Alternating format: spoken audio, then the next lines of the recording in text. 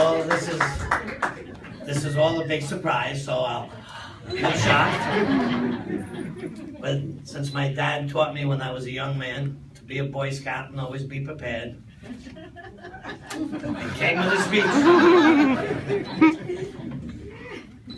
So, first of all, we timed it. Sorry, yeah, this may take a minute or 10. Thank you, everyone for coming today, for honoring me to be here with my family and my family. So, 31 years, the end of the year, the end of my career. Well, to get to the end, you need to start at the beginning. My wife's best friend called with the news of a job opportunity. Jim, she said, there's this test in the courts coming up, and I want you to go with me to take that test. I don't want to go alone. It's called court assistant. Court assistant, I said. What the hell's that? Don't worry, she said. You have your paralegal degree. You're going to St. John's. Okay, I said. I'll fill out the application for a job I don't know anything about. Well, at some point later, a letter arrived in my mailbox from the Office of Court Administration saying I had passed and offering an interview. Well, Judy didn't get that same letter, but here they were offering a maintenance man a $20,000 a year job. Well, in 1983, that was pretty damn good money. I went to the interview, I told them my list number, and they traded my dirty brown coveralls for a shirt and tie. I started in the criminal court at 100 Center Street and began what was explained as a rotation through the building to learn all the areas in the court. My first 2 weeks were in the summons part, an office, 2 courtrooms handling summons cases. Next stop, I was off to arraignments, where I was working on brand new arrest cases. It was only my second day there when the supervisor from the summons part came to see me. He asked me if I would agree to a permanent assignment in his part. Wow, 2 weeks and somebody wanted me. I was already a success. So I didn't have to think, I just automatically said yes. Well, when I reported there the following day, some of the veteran workers approached me. They said, hey, you look like a nice kid. What the hell are you doing here? Don't you know they call this SAP? You want to be a SAP? SAPP was the summons all-purpose part. We arraigned cases, took pleas, held trials, took people to the cashier. People, defendants, 300 to 500 defendants every day. Well, my first home had plenty of guests, and I learned a lot from the judges who rotated through my courtroom weekly. I promoted in 1987 to senior court clerk and agreed to stay and help. SAP. I continued there for 11 more years, for 15 in total.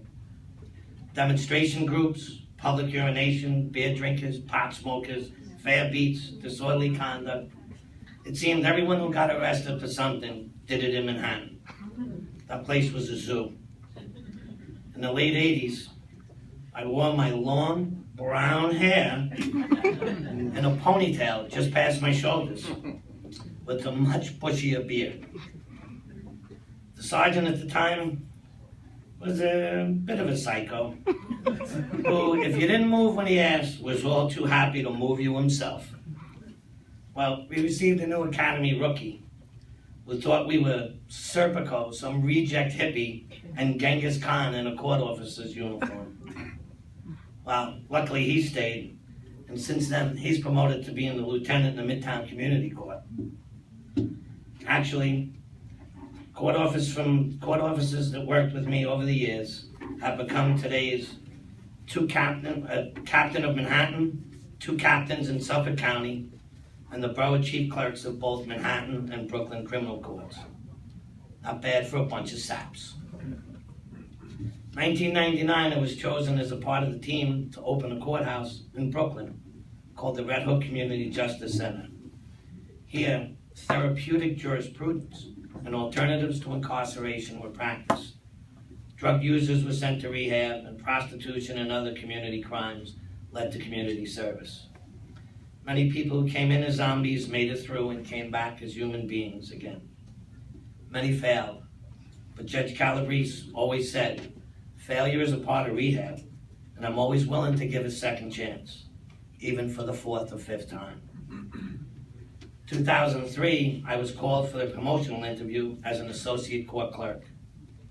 Noel Carroll and Mr. Ratansky conducted the interviews. Noel said to me, I see here you live in Staten Island. You work in both Manhattan and Brooklyn, but you know you could end up in the Bronx. I answered, the importance of the position supersedes the location of the employment.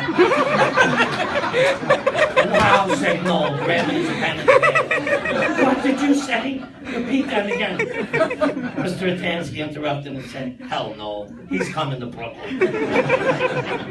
Later that day, I received a phone call from Cheryl Bullock confirming Mr. Ratansky's words were true. I began with orientation and training. Joyce Hopkins was assigned to get me ready, to teach me UCS, and send me off to the parts. Part 42 in the old building. Court attorney referee Gail Lerner, and permanency planning. Well, after a few months of experience, I was approached by Paul Pazowski. He wanted me to join him in the parts division as his assistant. 21 years of courtroom experience, and now you want me to work in some office? Oh my God, I thought this is the end. Well, it was that training and experience under Paul that I learned the rigors of administration, how to separate myself, to supervise other clerks and clericals. The experience and education he gave me prepared me for bigger and better. Mr. Ratansky recommended me for the assistant deputy chief clerk job, and I prepared for the interview process. Well, it actually took me 3 of those interviews before I was actually chosen as a candidate in 2006. I became the deputy chief clerk of night court, replacing Artie Knapp. I was lucky to have Luz D'Souza as my assistant. After all, she single-handedly ran the night court for over 2 years since Artie's retirement. So here I was, top of the world, Ma, 23 years in the system. And it took Mike Williams a mere 3 months to, bam, give me a heart attack. Nah, it wasn't really Mike's fault. But, well, I recovered from the heart attack, and I came back to the best goddamn division in this building. The hardest working, the often most disparaged. Well, it's been 11 years now. I saw night court closed. I participated in the exit interviews for my 5 part-time court assistants. Workforce reduction, it was called. I stood and cried with some fine people that day. Tears came to my eyes because I was losing family. Because that's what we are, family. I'm with you 8 to 9 hours a day. More awake time than I spend with my own beautiful wife and children. I've grown to love, respect, and honor you all. The work you do every day, the emotional roller coaster you ride with the litigants daily. I sit at management meetings with administration and our supervising judge, Her Honor Judge Jeanette Ruiz. They all tell me, Jim, what a fine job you do. Well, the fine job I do is stand as a part of our team. A team is only as strong as each of its members, and each member is only as strong as the team. We are a team, a damn strong team, because we work together. We cover for each other. We fill in for someone who's out. You don't need me to tell you. You do it because you know how the team will succeed. So insofar as me doing a fine job, well, I thank you, because it's your hard work and dedication that makes me appear so wonderful. I am proud of each and every one of you, and I thank you all for what you do, for letting me stand beside you as a part of this team. Well, in closing, I know he's finally going to shut up. Everyone has been concerned as I announced my retirement. Are you okay? Your health? Your wife? Your dad? Can you afford it? Well, we're all as healthy as can be.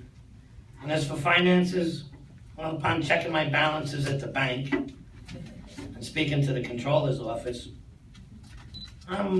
about what I would receive in my pension, I came to a conclusion. I'm a very rich man. I have my father living in my home. With us, my wife of 33 years.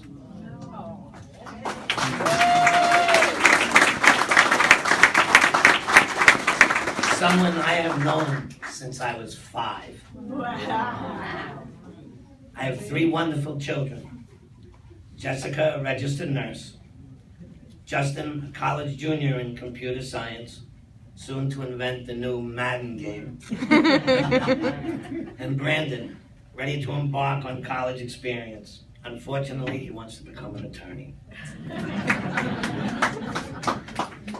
But my greatest riches are in my home. And I have you, my friends and colleagues. So in light of the fact that throughout my career, I have been kicked, punched, spit upon, even farted on, I have been called, Elena, earmuffs please, an idiot, a son of a bitch, an asshole, among other wonderful nicknames. That's just some new boy. And still, even though I'm a lifelong Met fan, I have to quote Lou Gehrig, because today I feel I'm the luckiest man on the face of the earth. So all I want now is to collect more years of pension checks than I did payroll checks.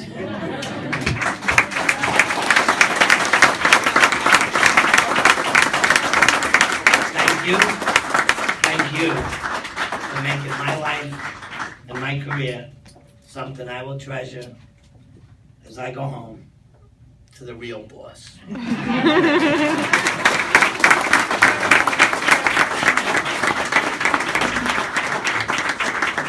And just to note that the supervising judge of our building, Honorable Jeanette Ruiz, was planning to come down.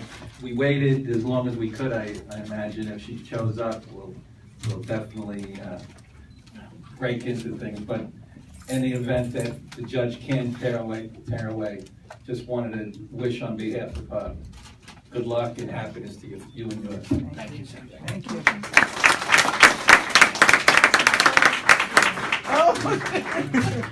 Everyone here wishes you happiness in your retirement. I got you a gift. They sign your card.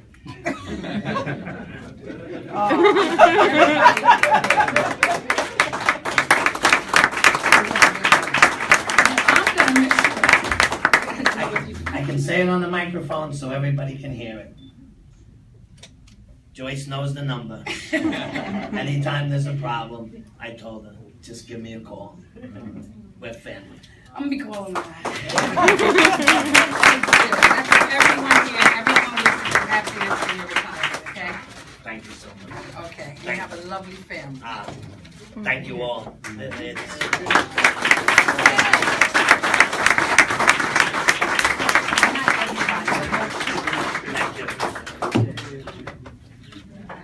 And I still can't believe I didn't cry.